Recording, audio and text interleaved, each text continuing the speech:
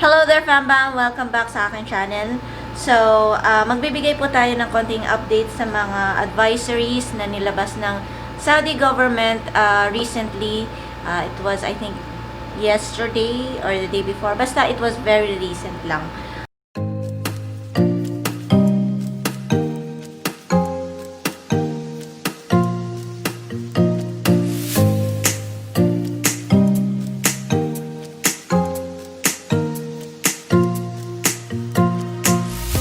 So these advisories are going to be updates on the curfew hours, status dito sa Saudi Arabia, lalo na ngayon kasi they are moving forward to another phase in this quarantine or in this pandemic situation. Ang Saudi Arabia is doing all they can to bring back the normal activities that we used to have before this pandemic. So syempre, it's going to be a step-by-step procedure with additional precautionary measurements para din makaiwas din tayo at kahit pa paano makabalik din yung dati natin buhay para, para yung mga ibang tao pa din bumalik ng work, yung mga economy dito sa Saudi Arabia tumaas ulit, and so on. Pero as I said, it's going to be a step-by-step procedure. Hindi pwedeng biglain nila yan all at once na makabalik yung talagang dating normal natin all at once. No, it's gonna be little by little. So now we're going to talk about yung mga curfew hours and schedules at saka yung mga ibang activities na pwedeng gawin during the non-curfew hours. So ang first phase is going to be from May 28 to 31. Ang non-curfew hours niya is from 6 a.m. to 3 p.m. So within that those hours, pwede kayo magkaroon ng movement between the regions of KSA except Makkah, of course, kasi still they are still having those precautionary measurements pa na hindi pa sila pwede pang maging open pa so far. Pero sa other regions like Dammam, Jeddah, Qasim and so on, pwede kayong mag-move within those regions during that first phase. Also, retail shops, wholesales, malls are open. All commercial establishments are open except po ang mga salon, cinema, what do you call this? Mga gym, hindi pa pwedeng i-open pa kasi still there is no social distancing in that kind of establishment. What else? So, yun po ang phase number 1. Okay, so now the second phase will be from May 31 and ends on June 20. So the movement also are allowed from 6 a.m. to 8 p.m. Yan ang time na walang curfew. So mas mahaba na siya, 6 a.m. to 8 p.m. in all areas of the kingdom except again Makkah. Also, the mosques will be open to perform the daily prayers and also the Friday prayers. Pero meron din silang guidelines which I will mention it later on. Also, domestic flight are going magre-resume na sila on May 31. Restaurants and cafe will be also open, but I think it's going to be for delivery or for pickups. Okay, so the third phase is yun talaga ay babalik na talaga, we can say na babalik na talaga tayo sa normal natin, which is will start from June 21 and onwards. So everything will be back to normal inshallah. So it doesn't mean na bumalik tayo sa normal, we will let our guard down. Still, we have to have additional precautionary measurements. Dalhin nyo pa rin yung protective gears nyo such as face mask, gloves, yung sanitizer or alcohol. Always bring it with you kasi it's a plus kung magprotect pa rin tayo kahit balik tayo sa normal para makaiwas din tayo. Okay, so those are the curfew phases and yung mga activities. So we're going to talk other updates in KSA such as nabasa ko yun nga, yung domestic flights will resume on May 31. So when I say domestic flights, it's going to be within the KSA region.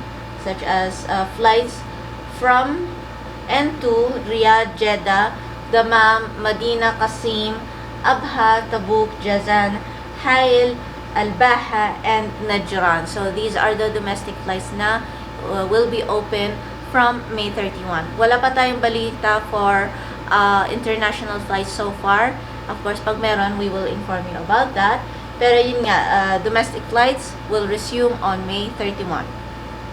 Now, regarding the tourist visa that are expired during the lockdown or the pandemic or suspension of international flight, it will be automatically renewed for 3 months free of charge siya. So, sa mga meron tourist visa at naka-lockdown po kayo, pwede ni-extend yung tourist visa for another 3 months without any charge or free of charge. So, regarding the back to work guidelines, ngayon, they are saying that all of the employees in the government and also the public sector can return to work from May 31. But, as I told you, it will be gradually. So, on May 31, 50% of the employees can return to work. Tapos, yung sunod na week, which will start on June 7, 75% of the employees can return to their workplace. Tapos, another week, on June 14, all of the employees are able to go back to the work premises. So, yun po ang work updates. And also, regarding sa mosque guidelines, they said that the mosque will be open daily for for daily prayers and also Friday prayers as well. Meron silang guidelines for that. Hold on, let me just mention you the guidelines. So, regarding the daily prayers, the 5-time prayers, the 5-time prayers that's performed in a mosque. So, ito po yung guidelines nila. The mosque will be open 15 minutes only before the adhan and will be closed after the end of the prayer, mga 10 minutes after the end of the prayer. So, 50 minutes before the adhan, then after 10 minutes of the ending of the prayer, magko-close na ang mosque. Also, the reduce of waiting between the period of the adhan and iqama will be reduced to 10 minutes less. So, kung dati ang period between adhan and iqam is 15 minutes or 20 minutes, maging 10 minutes na lang siya para makaiwas yung magkumpulan yung mga tao sa mosque. Also, the windows and doors should be always open para meron well ventilation inside the mosque during the prayer times.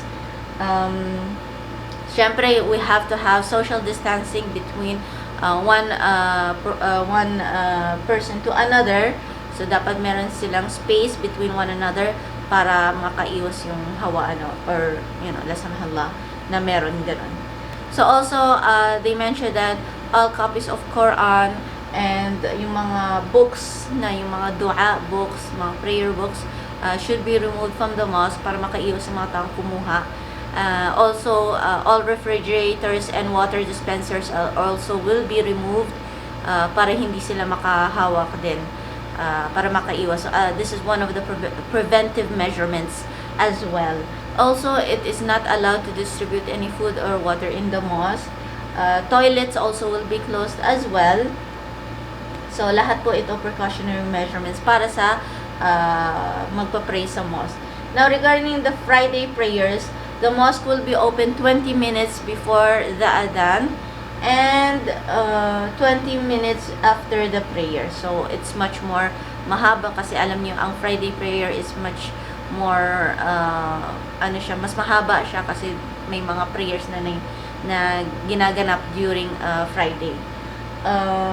The Friday sermon should not exceed 15 minutes. Yun ang sinasabi ko, iba kasi ang prayer sa Friday, there are a lot of sermon that it is going to perform. So, medyo iniksian nila na naging 15 minutes na lang. Another preventive measurements as well na kailangan always to wear face mask pagpunta nyo doon and during prayers bring your own sajada, which is yung prayer rugs or prayer mat, para makaiwas din kayong gamitin yung carpet na meron doon. So it is much more sanitary kung magdala din kayo ng sarili niyong sajada or prayer mat. Yun nga, avoid crowding. Kung nakikita niyo po crowded yung entrance, try to avoid it. Let them one by one enter para, social distancing as well, para makaiwas, and, it is also one of the preventive measurements. So, yan po, lahat ang guidelines na yan, it is available in Saudi Gazette's website, also in their Facebook, para ma-check nyo din at mabasa nyo for your reference. So guys, yun po ang ating mga advisories na nilabas ng Saudi government recently. Unti-unti tayo bumabalik sa dati nating gawain, dati nating normal life. Yung mga tao are very excited to go back to work, kasi syempre we had a phase of having a very disturbance financial crisis. Kaya so excited talaga yung mga tao makabalik sa trabaho nila. Pero that doesn't mean na i-let down yung guard nyo. What I mean is, you have to still protect yourself. Hindi pa tayo nasa green zone. Still, the pandemic is around us. Kailangan pa rin natin mag-protect ng sarili natin. So, bring your protective gears, your face mask, your sanitizer, alcohol, wear gloves as much as possible. Iwas sa crowded place, social distancing. Yung lahat niyan, yung mga preventive measurements, you have to still do it even though you're out in the out and about, sa trabaho nyo, sa other activities na kailangan nyo gawin, such as mall, shopping, and so on. Still, you have to protect yourself. Please stay protected at all time.